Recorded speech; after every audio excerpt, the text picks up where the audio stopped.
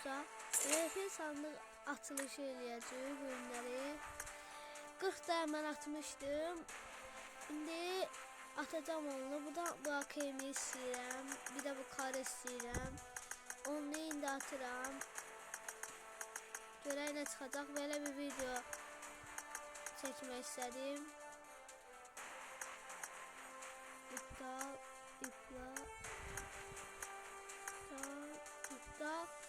ve attım. Allah hayrını eləsin.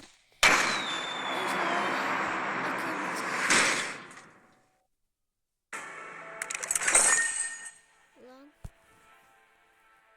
Bu ne? Buradan inşallah.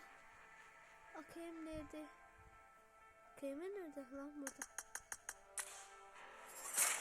Ananı avradını. Hiç iyi olmadı. Böyle bir şey olmamalıydı. Çok üzücü. Verdiğim emeklere göre 0. Bak 0. Sağ olun. Bir beğeni bırakmadan unutmayın.